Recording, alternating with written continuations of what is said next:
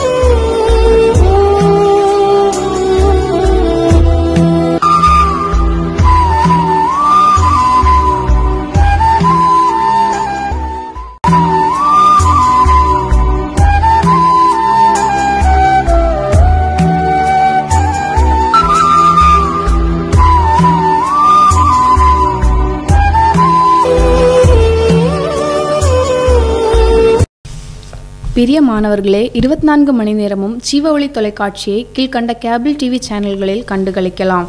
அரசு cable 598, TCCL 740, VK digital 720, SCV 179, CTN 813, GTPL 982, Akshaya 675, Jack 92, Aristo 625. உங்கள் cellphone மூலமாகவும் உங்கள் வீட்டு தொலைக்காட்சி மூலமாகவும் கீழ்காணும் ஆப்களில் கண்டுகளியுங்கள். Android TV, Google TV, Airtel Xstream, Tata Play single, Amazon Fire TV, roku, Apple TV, LG smart TV, Hisense. வாங்கி படியுங்கள். இயேசு பெரியவர் வார இதழ், ஜீவ ஒளி ஜெபகோபுரம் மாத இதழ். ஒரு புத்தகத்தின் விலை 100 ரூபாய். இந்த புத்தகத்தின் பிரதிகள் உங்களுக்கு வேண்டுமானால் உங்கள் முகவரியை 9442131629 என்ற எண்ணிற்கு SMS அல்லது வாட்ஸ்அப் செய்யுங்கள். இந்த சுவிசேஷத்தை நீங்களும் அறிவிக்க விரும்பினால் உங்கள் திராணிக்கு தக்கதாக நீங்கள் இந்த புத்தகத்தை சுவிசேஷமாக அறிவிக்கலாம். அதற்கு ஒரு புத்தகத்திற்கு 100 ரூபாய் வீதம், 100 புத்தகம், 500 புத்தகம், 1000 புத்தகம் என நீங்களும் ஜனங்களுக்கு சுவிசேஷம் அறிவிக்கலாம். நீங்கள் விரும்பினால் இந்த புத்தகத்தின் விலையை 9442131629 என்ற எண்ணிற்கு ஜிபே அல்லது ஃபோன்பே மூலம் அனுப்பலாம். நன்றி.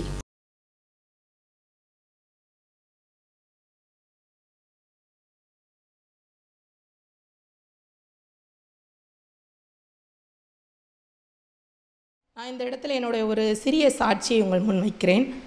2023ஆம் ஆண்டு இந்த இடத்துல வாக்குத்தத்தமானது ஏசாயா 43:19, இதோ நான் உங்களுக்கு புதிய காரியத்தை செய்கிறேன் என்ற வாக்குத்தத்தம். நவம்பர் 24ஆம் தேதி இந்த இடத்துல தீர்க்க தரிசனத்தில் சபையில் பாஸ்டர் சொன்னார், கர்த்தர் புதியன செய்திடுவார், அதை இன்றே நீ காண்பாய், 37 நாளுக்குள்ளே அதிசயம் நடக்கும் அப்படின்ட்டு. இந்த வார்த்தையை கேட்டதிலிருந்து நாங்கள் டெய்லி இந்த பாட்டை வீட்டில் பாடி ஜெபம் பண்ணுவோம். எங்கே போனாலும் சரி வந்தாலும் சரி இந்த பாட்டு எங்கள் நாவில் பாடிக்கொண்டு தான் இருக்கும். பைக்கில் போனாலும் சரி, வீட்டில் இருக்கும்போதும் பிள்ளைங்களும் பாடுவாங்க. நாங்களும் ஜெப நேரத்தில் இந்த பாட்டை முக்கியமாக காலை மாலை மத்தியானம்ன்ட்டு எப்போல்லாம் எங்களுக்கு தோணுதோ அப்போல்லாம் நாங்கள் பாடுவோம். கரெக்டாக ஒரு 30 நாளைக்குள்ளே அந்த வார்த்தையின்படி 5 வருஷமாக தடைப்பட்டுட்டு இருந்த ஒரு பெரிய மகா பெரிய காரியம் எங்கள் வாழ்க்கையில் ஒரு அதிசயம் இல்லை, 2 ஆசீர்வாதத்தை தேவன் கட்டளையிட்டிருக்கார்.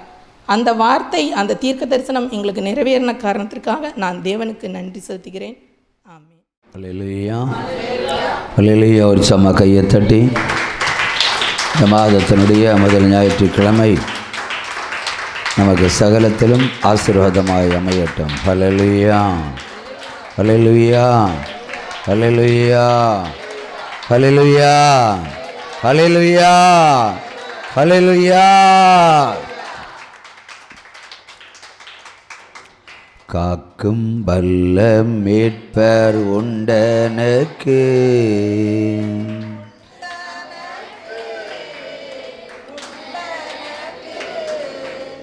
காக்கும் வல்ல மீட்பர் உண்டனக்கு, உண்டனக்கு காத்திடுவார்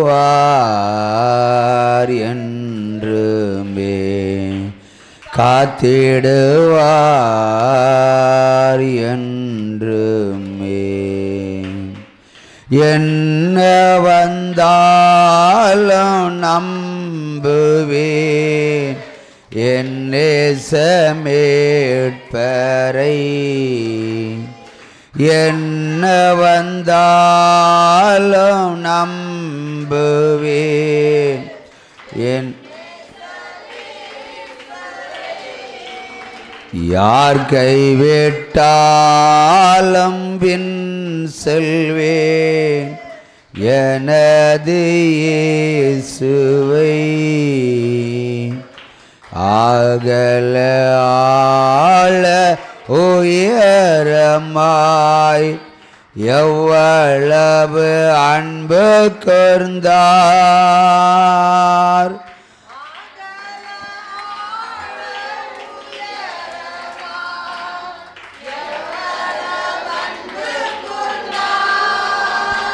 என்ன துன்பங்கள் வந்தாலும் அவர் என்னை கைவிட மாட்டார், என்ன துன்பங்கள் வந்தாலும் அவர் என்னை கைவிட மாட்டார். திரும்பவும், என்ன துன்பங்கள் வந்தாலும் அவர் என்னை கைவிட மாட்டார், காக்கும் வல்ல மீட்பர் உண்டனக்கு,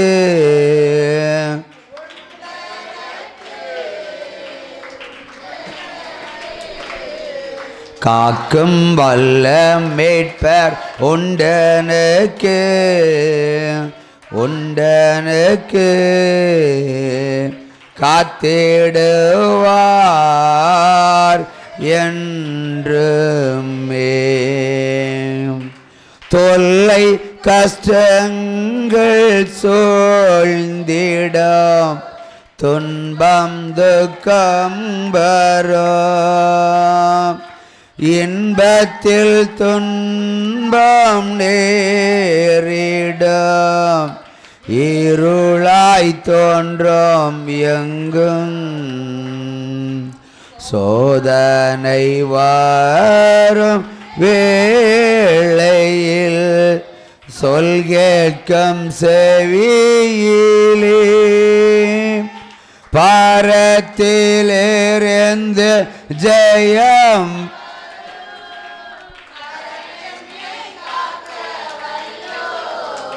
பரத்திலிருந்து ஜெயம்பரம் பரன் என்னை காக்க வல்லோ. ஹல்லேலூயா ஹல்லேலூயா. உற்சாகமா கையை தட்டி ஹல்லேலூயா. இந்த தெய்வம் நம்ம தெய்வம் நல்ல தெய்வம்.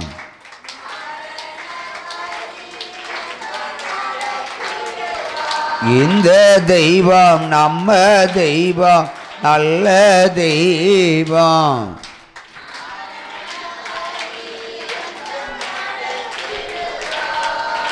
எத்தனையோ இடர் சூழ்ந்தாலோ அத்தனையோ தாங்க பலன் தருவார். அந்தி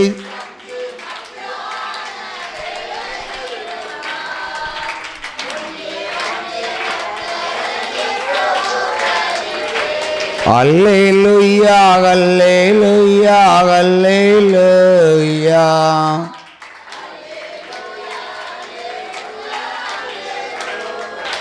அல்லேலூயா அல்லேலூயா அல்லேலூயா.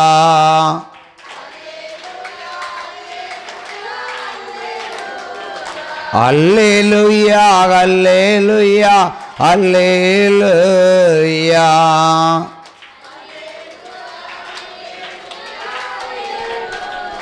சப்தம் அவர் அல்லேலூயா. சப்தம் அவர் அல்லேலூயா. சப்தம் அவர் அல்லேலூயா. சப்தம் அவர் அல்லேலூயா. சந்தோஷமாய் அவர் அல்லேலூயா. அல்லேலூயா அல்லேலூயா அல்லேலூயா அல்லேலூயா அல்லேலூயா. ஆமென். அமருவோம். இன்று வாசிக்கப்பட்ட வேத புஸ்தகத்தில் இருந்து மத்தேயு 7ஆம் அதிகாரம் 22வது வசனத்தை வாசிப்போம். அந்நாளிலே அநேகர் என்னை நோக்கி கர்த்தாவே கர்த்தாவே உமது நாமத்தினால் தீர்க்க தரிசனம் உரைத்தோம் அல்லவா? உமது நாமத்தினாலே பிசாசை துரத்தினோம் அல்லவா? உமது நாமத்தினாலே அநேக அற்புதங்கள் செய்தோம் அல்லவா என்பார்கள். அடுத்த வசனம். அப்பொழுது நான் ஒரு காலம் நான் உங்களை அறியவில்லை. அக்கிரம செய்கைக்காரரே என்னை விட்டு அகன்று போங்கள் என்று அவர்களுக்கு சொல்லுவேன். ஒரு சும்மா கையை தட்டலாமா? அல்லேலூயா அல்லேலூயா அல்லேலூயா அல்லேலூயா. அதாவது ஆண்டவர் சொல்லுகிறார், என் பிதாவின் சித்தத்தின்படி செய்கிறவனே அல்லாமல், அதாவது பிதா எழுதி வைத்திருக்கிற இயேசு கிறிஸ்து மூலம் நமக்கு கொடுக்கப்பட்ட இந்த பிரமாணத்தை பின்பற்றாதவன். ஹல்லேலூயா. எவ்வளவு நேரம் அந்தி கிறிஸ்துவை போல் கர்த்தாவே கர்த்தாவே என்னை நோக்கி பாரும் பாரும் என்று சொன்னாலும் அவன் சப்தத்தை நான் கேட்க மாட்டேன். ஹல்லேலூயா. என் பிதாவின் சித்தத்தை செய்கிறவன் எவனோ அவனுடைய சப்தத்தை நான் கேட்பேன். ஹல்லேலூயா ஹல்லேலூயா. அப்படி இருக்கும்போது அந்த ஊழியக்காரர்கள், இந்த பூலோகத்தில் ஊழியக்காரர்கள் இருக்கிறார்கள், என்னை மாதிரி ஆட்கள் இருக்கிறார்கள். இப்போ அவர்கள் சொல்லுவார்கள், ஆண்டவரே உம்முடைய நாமத்தினால் பிசாசை ஓட்டினோம், உமது நாமத்தினால அற்புதங்கள் செய்தோம், உமது நாமத்தினால சுவிசேஷங்களை அறிவித்தோம் என்று சொல்லுவார்கள். அதற்கு அவர் கடுமையாக பேசின ஒரு வார்த்தை, அக்கிரம செய்கைக்காரர்களே, அக்கிரம செய்கைக்காரர்களே அப்பால் போ, என்னை விட்டு அகன்று போங்கள். எவ்வளோ கடுமையாக சொல்லியிருக்கிறார். ஏன் சொன்னார்? எதற்காக சொன்னார்? எப்படி சொன்னார்? எந்த வகையில் சொன்னார்? ஒருவர் இதற்கு விளக்கம் தரும்படியாக கேட்டுக்கொள்கிறேன். சொல்லுங்கள் பிரதர். தேவன் சொன்ன பணியை செய்யவில்லை. அப்போ சுவிசேஷம் அறிவிப்பது அவங்களுடைய பணி தானே. அவங்க சித்தத்தின்படி, அது மாம்சமான மனிதனுடைய சித்தத்தின்படி, அந்தி கிறிஸ்துனுடைய சித்தத்தின்படி அவர்கள் பணியாற்றி இருக்கிறார்கள். தேசத்தில் அற்புதம் செய்திருக்கிறார்கள். தேசத்தில் ஊழியத்து நிமித்தம் அநேக காரியங்களை செய்து முடித்திருக்கிறார்கள். ஆனால் ஆண்டவர் அவர்களுக்கு வைத்திருக்க பேர் அந்தி கிறிஸ்து. அதான் அக்கிரம செய்கைக்காரர்களே, அக்கிரமத்துக்குரியவர்களே, பாவத்துக்குரியவர்களே. என் சத்தத்தை நீ கேட்டு செய்யலை, அந்தி கிறிஸ்துனுடைய சத்தத்தை கேட்டு நீ ஊழியத்தை செஞ்சிருக்கிறாய்.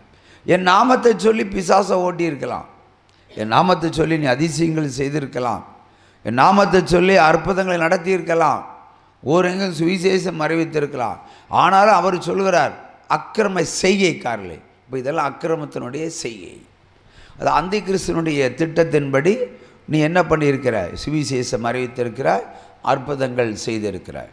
அதுக்கு அவர் கடுமையாக சொல்லியிருக்கிறது, அக்கிரமக்காரர்கள் என்னை விட்டு அகன்று போங்கள், ஓடிப்போ, என் பிதாவின் சித்தத்தின்படி செய்கிறவனை அல்லாமல். என்னை நோக்கி, நல்லா பாருங்க, என்னை நோக்கி, அவர் இயேசு கிறிஸ்துவை நோக்கி கர்த்தாவே கர்த்தாவே என்று கூப்பிட்டால் ஒரு பிரயோஜனம் இல்லை. இப்போ பிதாவினுடைய சித்தத்தை செய்ய யார் வந்தது? இயேசு கிறிஸ்து வந்தார். அவர் சரியாக எல்லா காரியத்திலையும் ஜெபம் பண்ணும்போது கூட பிதாவே என்று சொல்லி தான் ஜெபம் பண்ணுவார். அல்லேலூயா. அவர் சொடுக்கு விட்டாலே எல்லா அற்புதங்களும் நடக்கும். ஆனால் அப்பத்தை எடுத்தால் கூட பிதாவேன்னு சொல்லி தான் ஜெபம் பண்ணி தான் பிட்டு எல்லோருக்கும் கொடுக்கிறார். அவர் பிதாவை கனப்படுத்தி கொண்டிருந்தார். இப்போ கனப்படுத்துதல் என்பது எப்படி? அவர் கனப்படுத்தி செய்தார். பிதாவுடைய சித்தத்தின்படி அவர் சிலுவையை சுமந்தார், மரித்தார், உயிர்த்தார், எழுந்தார். எங்கேயுமே அவருடைய சித்தத்தை வெளிப்படுத்தவில்லை. ஆனால் ஒரு இடத்துல வெளிப்படுத்தினார். கெத்செமனே கோட்டத்தில் அவர் என்ன பண்ணார்? கதறி அழுதார். ஒரு மாமிசமான மனிதனைப் போல அவர் அழுதார். இந்த பாடுகளை நினைத்து அவர் மனதுருகி என்னால் சகித்து கொள்ள முடியவில்லை, வரப்போகிற பாடுகள் மிகவும் கடுமையானது, அதை எண்ணி அவர் கலங்கினார்.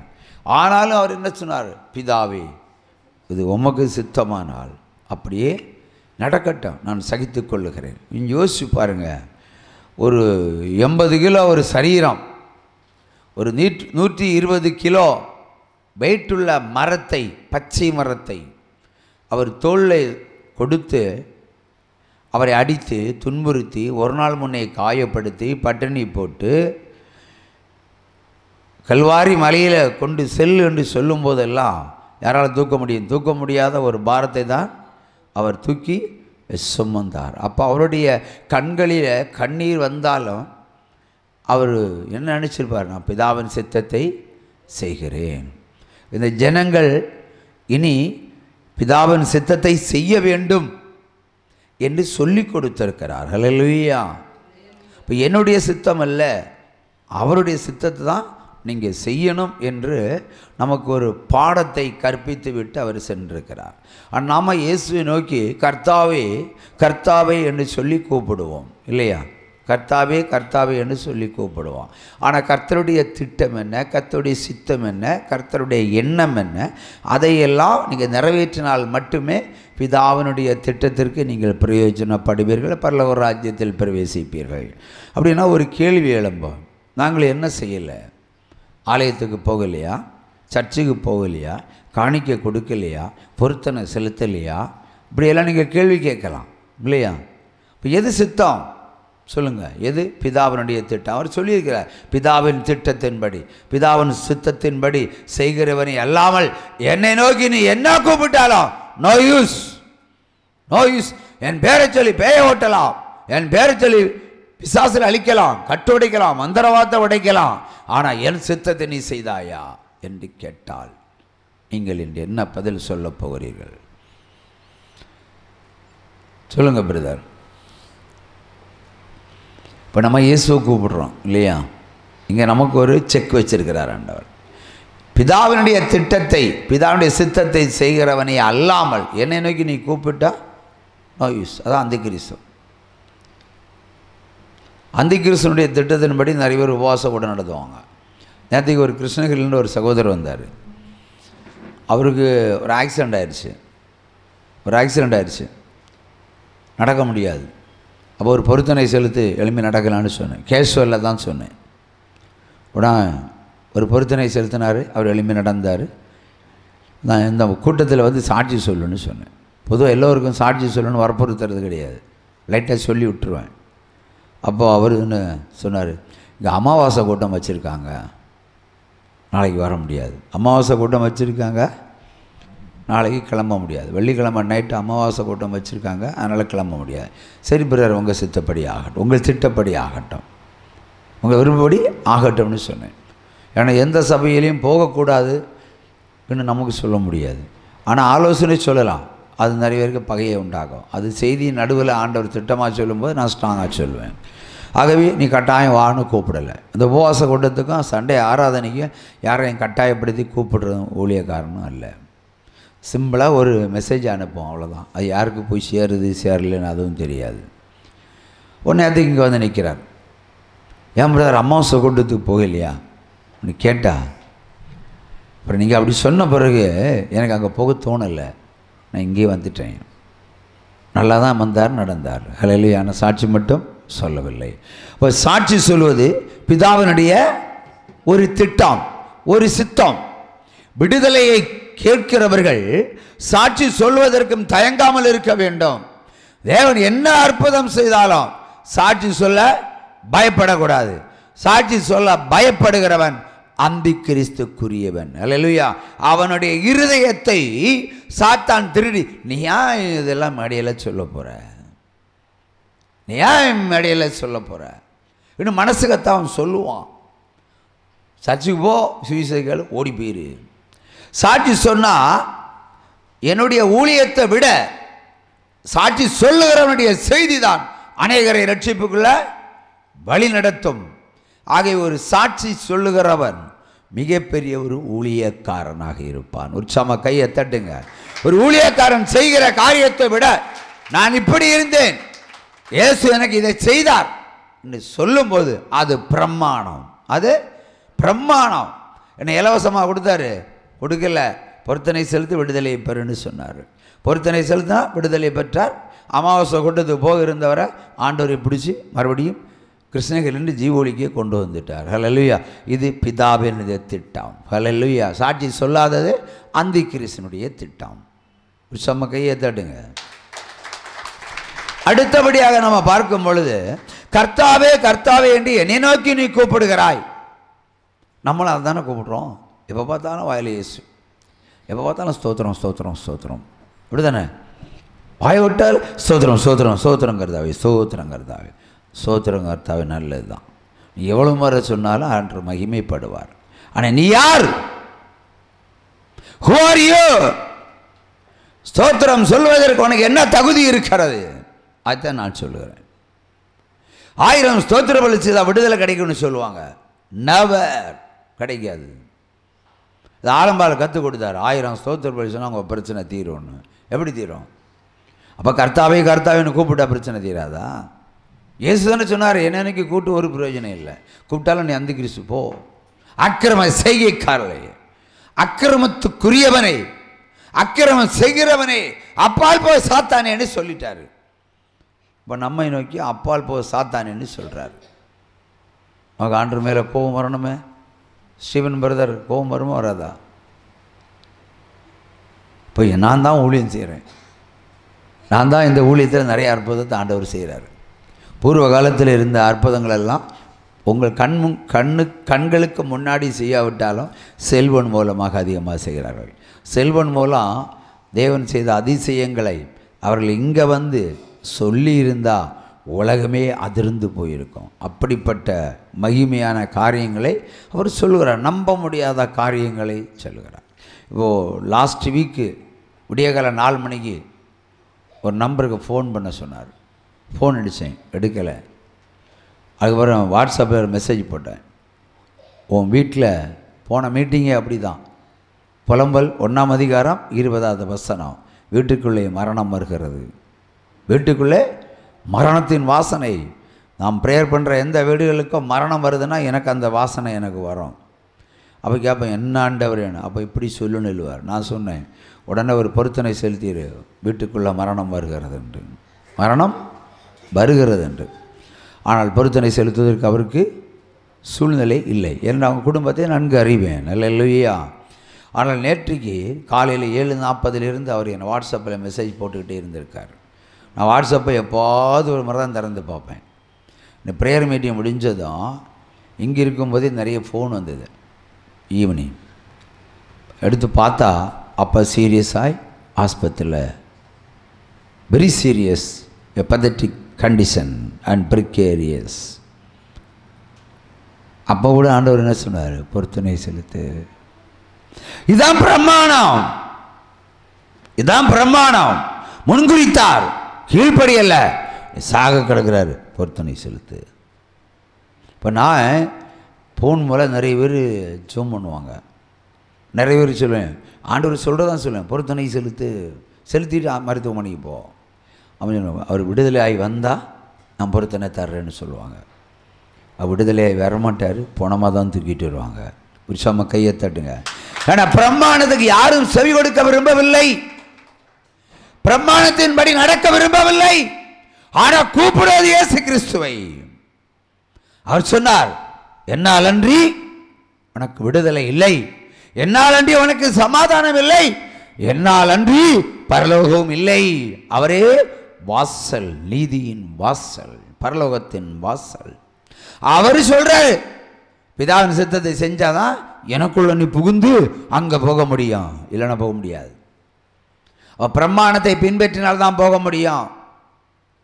பிரமாணத்தை பின்பற்றாமல் போனால் போக முடியாது. அது நன்மையாக இருக்கலாம், தீமையாக இருக்கலாம். ஆண்டவர் சொன்னால் அது செய்யணும். வசனம் தான் நமக்கு வாசல். அல்லேலூயா. சும்மா வாயினால் 1000 ஸ்தோத்திர பலி சொல்லி அப்படி பொட்டும் போகும் வச்சுக்கிட்டு நடந்தால் ஒன்றும் ஒரு பிரயோஜனம் அளிக்காது, ஒரு பரலோகத்துக்கும் போக முடியாது.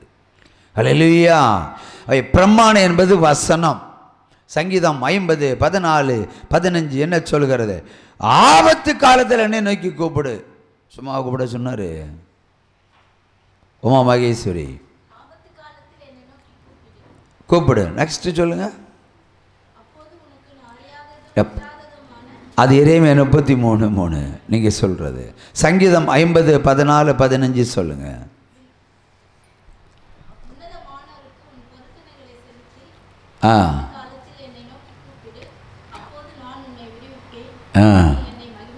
இப்போ ஆபத்து காலத்தில், அந்த வரியை விட்டீங்கன்னு நினைக்கிறேன், ஆபத்து காலத்தில் பொருத்தனை செலுத்தி என்னை நோக்கி கூப்பிடு. அப்போ இது ஒரு பிரமாணம். உட்காருங்க சிஸ்டர், இது ஒரு பிரமாணம், பிதாவினுடைய ஒரு பிரமாணம்.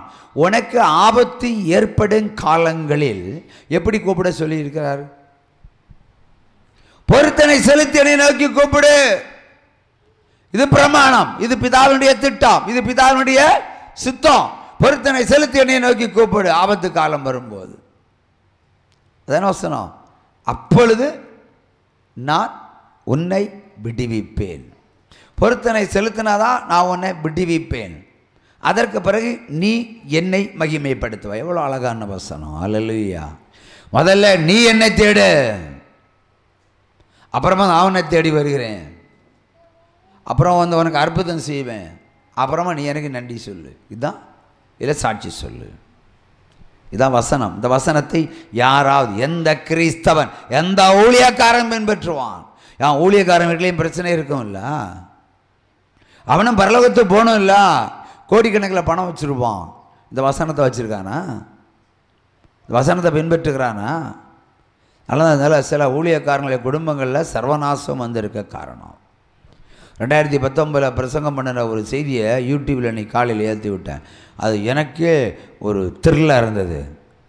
கள்ள ஊழியக்காரனே, என் வசனத்துக்கு செவி கொடுத்தாயான்னு கேட்குறாரு. அதில் என்னை நோக்கி கூப்பிடுகிறாயே, என் பிரமாணத்துக்கு நீ பின்பற்றினாயா? விசுவாசிகளுக்கு தசம பாகத்தை சொல்லுகிறாயே, நீ தசம பாகத்தை பின்பற்றினாயா? வாரி வாரி கூட்டுறோமே விசுவாசிகளுக்கு தசம பாகம். ஒரு சபை, ஒரு சர்ச்சு, இல்லைன்னா பேர அமைப்பு தசம பாகத்தை கொடுத்தால் தசம பாகத்தினுடைய கணக்கையும் ஊழியக்காரன் சபை மக்களுக்கு முன்பாக வாசித்து காண்பிக்க வேண்டும். அப்படியானால் அது உண்மையான சபை. கையை தட்டுங்க. இல்லைன்னா கள்ள தீர்க்க தரிசனுடைய சபை. இந்த மாதம் இவ்வளவு தசம பாகம் வந்திருக்கிறது என்று அறிவிக்க வேண்டும். என்ன ஆம்பளை ஊழியக்காரன் இல்லையா?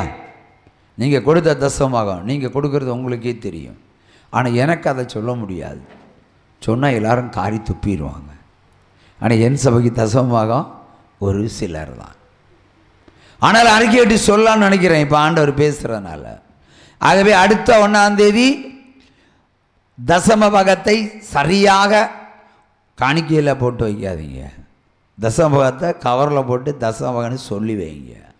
இதுவரைக்கும் கவுண்டிங் பண்ணாத ஊழியக்காரன் இனி உலக மக்களுக்கு ஒரு சாட்சியாக ஒரு மாதிரியாக என்னுடைய சபையில் இவ்வளவு தசம பாகம் வந்திருக்கிறேன்னு அறிவிச்சிருவேன்.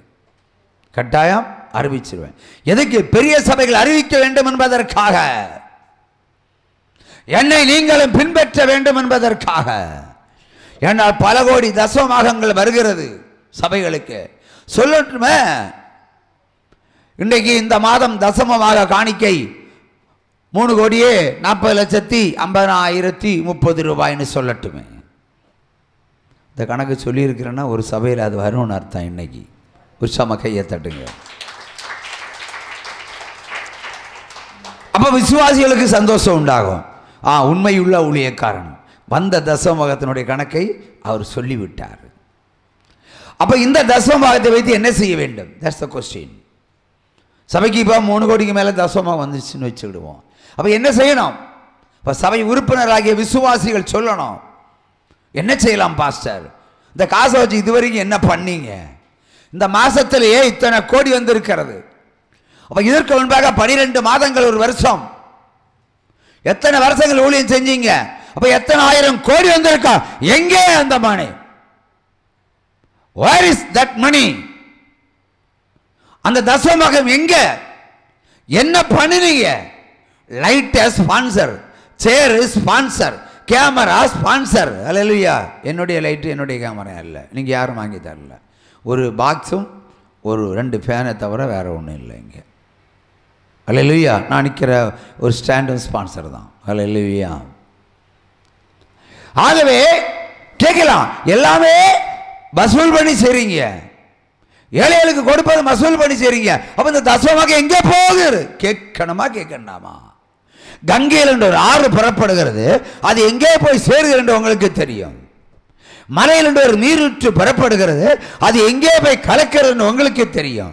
சபைகளில் வருகிற தசமபாகம் எங்கே போகிறது? வேசி வீட்டுக்கா, விபச்சார வீட்டுக்கா, வேசி நடத்தலா, இல்ல ஏழை நடத்தலா, இல்ல நன்மை செய்ய பயன்படுத்தப்படுகிறதா, இல்ல ஆலயம் கட்ட பயன்படுத்தப்படுகிறதா, இல்ல ஏழைகளுக்கு சோறு போட பயன்படுத்தப்படுகிறதா? ஏன் விக்கிரத்தை ஆராதிக்கிற பிள்ளைகளுக்கு சோறு போடலாமே? நம்ம எல்லாருக்கும் பொது தானே. ஒரு சம கையை தட்டுங்க. இந்துனுடைய காணிக்கை உனக்கு வேண்டாம், முஸ்லிமுடைய காணிக்கை உனக்கு வேண்டாம், விக்கிரத்தை சேவிக்கிறவனை காணிக்கை உனக்கு வேண்டாம். ஏன் அவனுக்கு சோறு போட்டா என்ன? கையை தட்டுங்க. செய்யலாலே நன்மை இல்லாதவனுக்கு கொடுக்கலாம் இல்லையா? ஏழாதவனுக்கு கொடுக்கலாம் இல்லையா? வடவனுக்கு கொடுக்கலாம் இல்லையா? எங்கே போறது தசமபாகம்? ஆகவே தமிழ்நாட்டில் ஒரு கிறிஸ்தவ புரட்சி. அடுத்த மாசம் இங்கு செலுத்தப்படுகிற தசமபாக காணிக்கைகள் தேசத்தில் அறிவிக்கப்படும். உண்மை உள்ளவர்களாக இருக்க வேண்டும். தசமபாக மாத்திரமல்ல, கொடுக்கப்படுகிற காணிக்கையினுடைய கணக்கையும் அறிவிக்கப்படும். உற்சாம கையை தட்டுங்க. மற்றவங்க செய்யட்டுமே. அல்லேலூயா. உண்மை உள்ளவர்களாக இருக்க வேண்டும். என்னுடைய வீட்டில் உண்மை உள்ளவன் இருக்க வேண்டும். அதானே இயேசு சொன்னார். கபடு செய்கிறவன் என் வீட்டில் இருப்பதில்லை, கள்ளன் இருப்பதில்லை. இப்ப எல்லா ஊழியக்காரரும் கிட்டத்தட்ட கள்ளர்களை போல் மாறிவிட்டார்கள். உற்சாகமா கையை தட்டுங்க. கன்னத்தில் அடிக்கிறது மாதிரி. அல்லேலூயா. ஆகவே கணக்கை கேட்க வேண்டும். நன்மை செய்வதற்கு தான் தசம பாகம். பொண்டாட்டி பேர சொத்து வாங்கிறதுக்கு கிடையாது. அல்லேலூயா. பிள்ளைகள் மேல ப்ராப்பர்ட்டி வாங்க கிடையாது. பிரிட்டன்ல படிக்க கிடையாது. அவன் சம்பளத்தில் வாங்கிடலாம். வேணா 3 கோடி வருது, ஒரு மாதம் வருதுன்னு வச்சுக்கிடுவோம். தசமத்தை நீ வேணா சாப்பிட்டுக்கோ, போ, எடுத்துக்கோ. வேலை செய்கிறவனுக்கு கூலி வேணுமே. ஆண்டவர் ஒரு தசமத்தை கொடுக்கட்டும், நீ சாப்பிட்டு என் பணத்தை நீ சாப்பிட்டுக்கோ, போப்பியா. மீது 90% எங்கே போதாதா? 3 கோடி கார் வச்சுருக்காங்க, 4 கோடி கார் வச்சுருக்காங்க. அது விற்றா எத்தனை பேருக்கு சாப்பாடு கொடுக்கலாம், எத்தனை நன்மை செய்யலாம்? இல்லையா? காரு அண்ணாநகரில் போனாலும் எறும்பு மாதிரி தான் போகும். வடவள்ளி போனாலும் கோயம்பேடு போனாலும் எறும்பு மாதிரி சிரித்து தான் போகும். நீ 4 கோடி கார் வச்சு நான் பறந்தா போவேன், போகலையே. ப்ரௌடு, பெருமை. அதான் நேற்று சொன்னார், கொளுத்தவர்களையும் செழுமை உள்ளவர்களையும் நான் அழித்து போடுவேன் என்று சொன்னார். அது தேசத்தில் நிறைவேற போகிறது. உற்சாகமா கையை தட்டி கையை தட்டி கையை தட்டி கையை தட்டி கையை தட்டி. சிங்கக்கேவியோ சூளை நெருப்போ அவர் என்னை காத்திடுவார். சிங்கக்கேவியோ சூளை நெருப்போ அவர் என்னை காத்திடுவார். அவரே என்னை காண்பவர், அவரே என்னை காண்பவர்.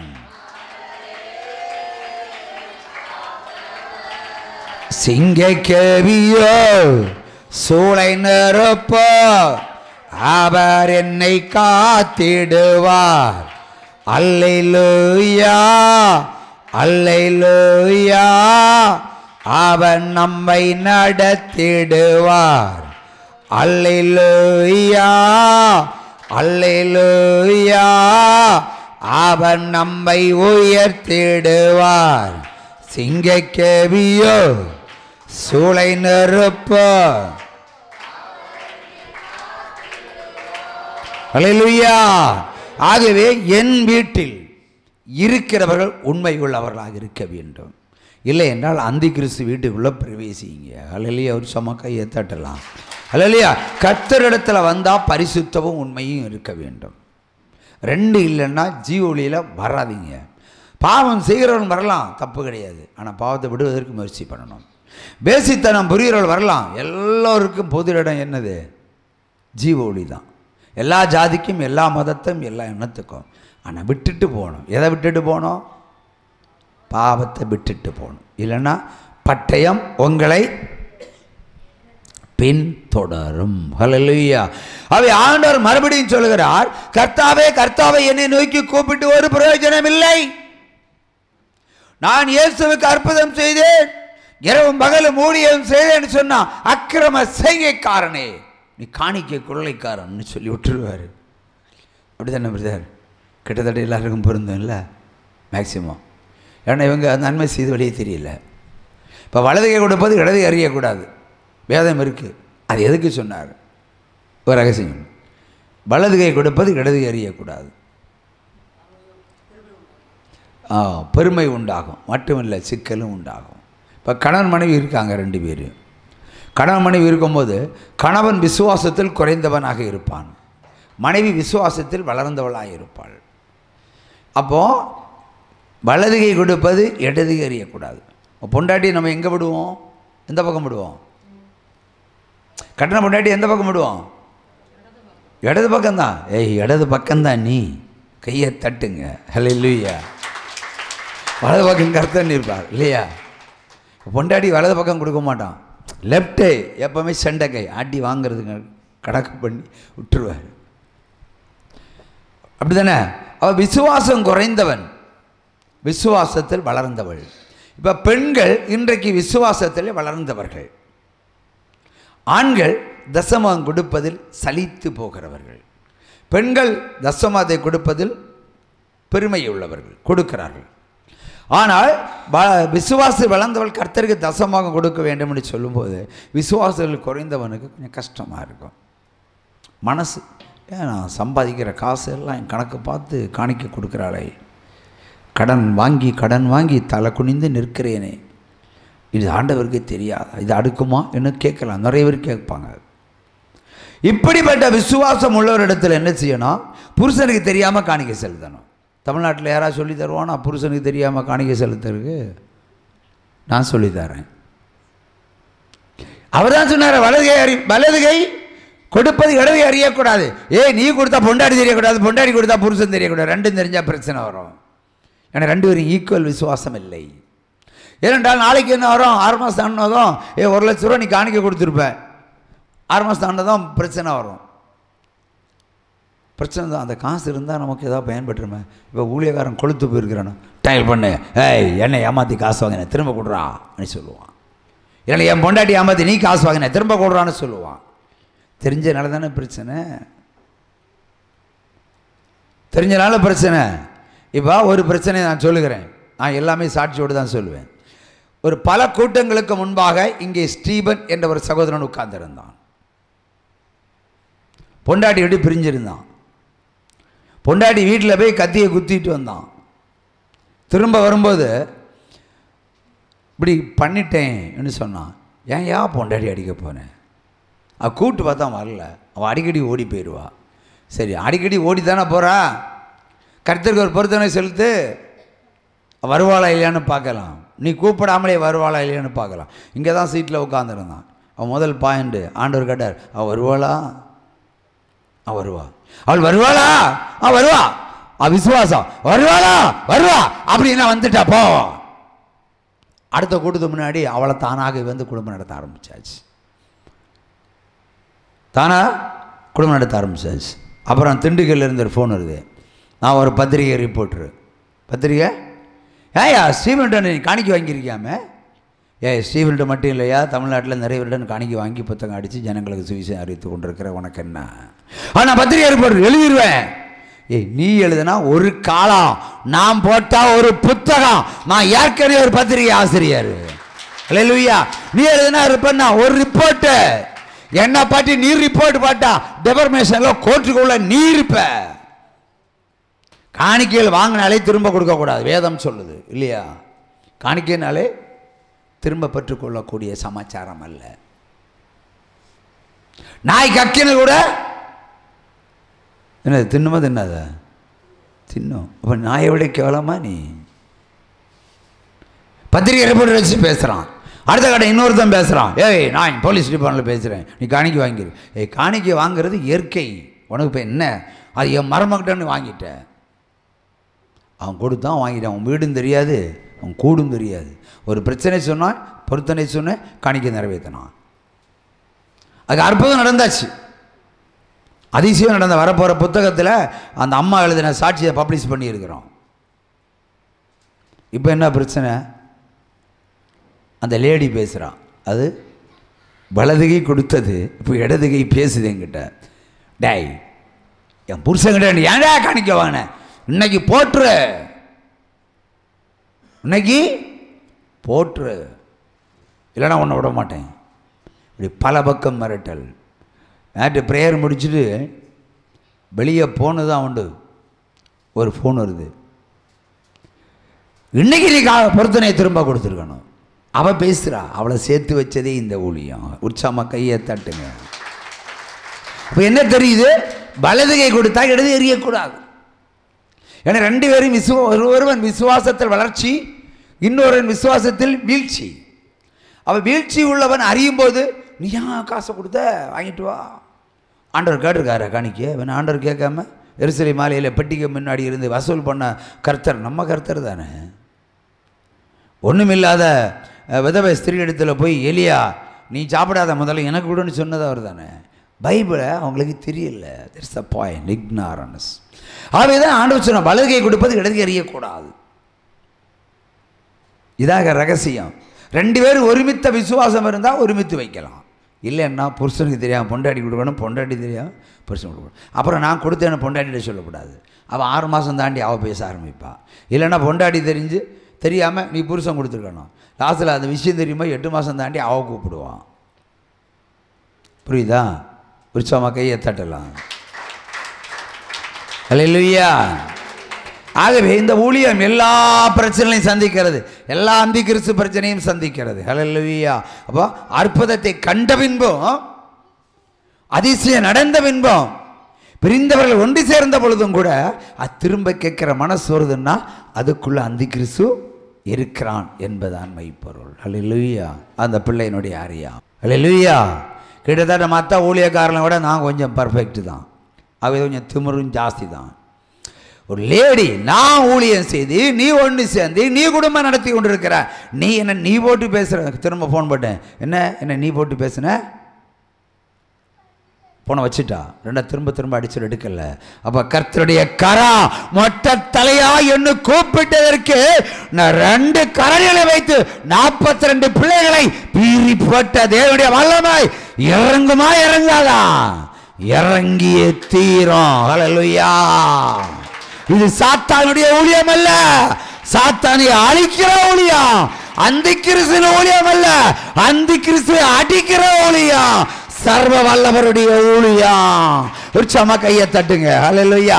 ஆகவே கர்த்தருடைய பிரமாணத்தின்படி ஒருவன் ஊழியம் செய்யணும், ஒரு விசுவாசி அதன்படி நடக்கணும். சும்மா கர்த்தாவே கர்த்தாவே என்று கூப்பிட்டு ஒரு பிரயோஜனம் இல்லை. பிரமாணத்தை கைக்கொள்ளாதவன் என் வீட்டில் இருப்பதில்லை, பிரமாணத்தை பின்பற்றாதவன் எனக்கு தேவையில்லை. விசுவாசம் இல்லாதவன் கொடுப்பான், கொடுத்துட்டு 2 கேட்பான். விசுவாசம் உள்ளவன் தான் கொடுக்கணும். அல்லேலூயா. கொடுக்கிற மனசுள்ளவன் தான் கொடுக்கணும், இல்லைன்னா கொடுக்க கூடாது. கொடுக்காமலே இருங்க. அல்லேலூயா. இப்போ ஒரு மாசத்துல ஒரு 3 கோடி 4 கோடி தசமபாகம் வசூலிக்கிறவர்களுக்கெல்லாம் கொடுத்துக்கிட்டே இருப்பீங்க. அவங்க செலவே பண்ண மாட்டாங்க. எங்கே செலவு பண்ணுறாங்க? நீ கேட்கலாம பலத்த ஊழியம் செய்கிறாங்க. நான் செய்கிற மாதிரி ஊழியம் செய்ய முடியுதா? அவங்களுடைய தொலைக்காட்சியெல்லாம் விளம்பர சேனல். ஒவ்வொரு ஊழியக்காரன் உள்ள போய் பிரசங்கம் பண்ணி காசு கொடுத்துட்டு வருவான்.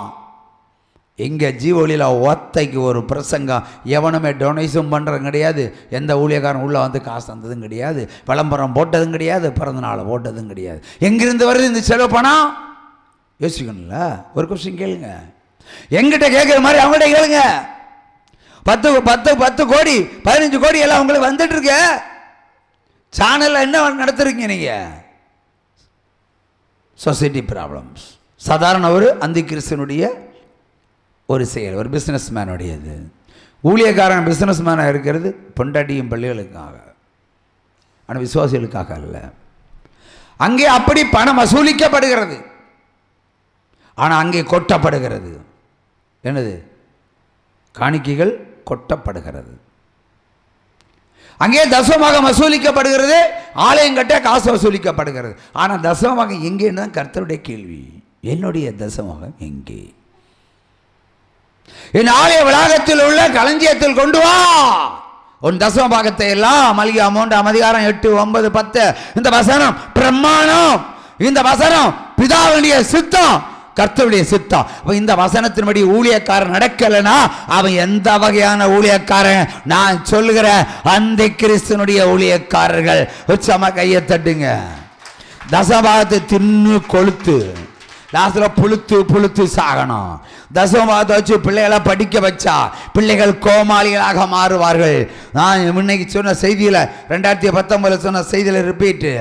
வைத்தியன் பிள்ளை நோயாளி, ஊழியக்காரன் பிள்ளை கோமாளி. அப்படிதான் இருக்க முடியும். செக் பண்ணுங்க. ஏலி நல்ல ஊழியக்காரன், எருசலேம் மாலை நல்ல ஊழியக்காரன். ஆனா காணிக்கையை கொள்ளையிட்டு சாப்பிட்டது யாரு? ஏலியின் பிள்ளைகள். ஒத்த நாள்ல சாமுவேல் என்ற சின்ன பையனை வச்சு தீர்க்க தரிசனம் உரைத்து, என் வீட்டில் அவன் இருப்பதில்லை, என் பிள்ளைகள் நீ கடித்து கொள்ளவில்லை, என் பிள்ளைகள் உன் பிள்ளைகள் என்னுடைய காணிக்கை வஞ்சித்தார்கள், திருடினார்கள், தொடர்ச்சி அந்த முதல்ல சாப்பிட்டான். அங்கு வருகிற பெண்கள் எல்லாம் வேட்டையாடினார், நீ கடித்து கொண்டாயா? இல்ல, ஆகவே நீயும் பெடரி முறிந்து சாவாய், உன் பிள்ளைகளை ஒரே நாள கொன்று போடுவேன்னு சொல்லி யுத்தத்தில் வர வச்சு ஒரே நாள 2 பிள்ளைகளை கொன்று போட்டதேன். மை காட், அவர் காட் சர்வ வல்லவர், சொன்னா செய்வாரு. பட் பொழுது செத்தான். எதுக்கு செத்தான்? எலி பாவம் செய்யலையே. ஆனால் பிள்ளைகள் காணிக்கையை கொள்ளையிட்டதை கடிந்து கொள்ளவில்லை. கடிந்து கொண்டிருந்தால் பிள்ளைகள் இவருக்கு பாவம் இல்லை. என் பிள்ளைகள் தானே சாப்பிட்டு கொளுத்துருக்கட்டும், என் பிள்ளைகள் தானே வர்ற பிள்ளைகளை வேட்டையாடி மகளட்டும் இன்னும் விட்டு கொடுத்தாரு. அவனுக்கே எலும்பை முறிச்சு சேர்லேருந்து கீழே விழுந்து எலும்பை முறிச்சுத்தான். பிள்ளைகளை கண்டிக்காதனால, காணிக்கை கொள்ளையிட்டதை கண்டிக்காதனால.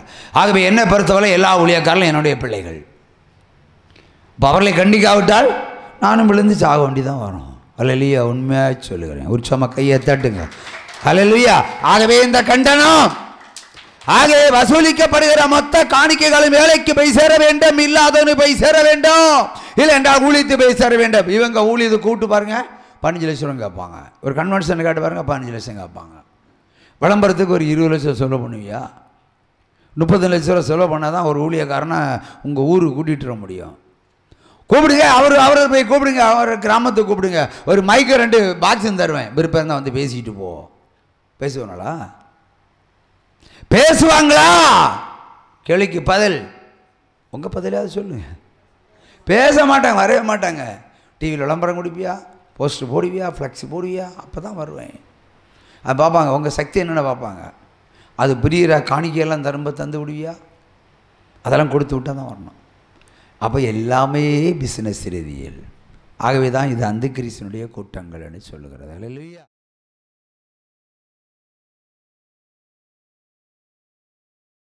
கர்த்தருடைய பரிசுத்த நாமத்துக்கு ஸ்தோத்திரம். கடந்த வருடம் முழுவதும் ஏசப்பா கண்ணின் மணியை போல் காப்பாற்றி பாதுகாத்து எங்களை வழிநடத்தி வந்தார். இந்த புதிய ஆண்டை காண கிருபை செய்தார். ஏசப்பாவுக்கு நன்றி செலுத்துகிறேன். கடந்த ஆண்டு முழுவதும் எத்தனையோ ஆபத்துகள், போராட்டங்கள், தேவைகள்லாம் இருந்தது. ஆனாலும் ஏசப்பா எங்களுக்கு ஆபத்து வருகிற நேரம் எல்லாம் கண்ணின் மணியை போல் காப்பாற்றினார். சிங்கத்தை போல் வந்து பாதுகாத்தார். எவ்வளோ நன்றி சொன்னாலும் போதாது ஏசப்பாவுக்கு. எல்லா தேவைகளையும் ஏசப்பாவே எங்களுக்கு சந்தித்தாங்க. இந்த புதிய ஆண்டிலும் ஏசப்பாவே எங்களை காப்பாற்றுவார், வழி நடத்துவார், ஆசீர்வதிப்பார்னு விசுவாசிக்கிறேன். எங்களுக்காக பாஸ்டரும் நிறைய தடவை ஜெபிச்சிருக்காங்க. பாஸ்டருக்கும் எங்களுடைய நன்றியை தெரிவித்துக் கொள்கிறேன். ஏசப்பாவுக்கும் நன்றி.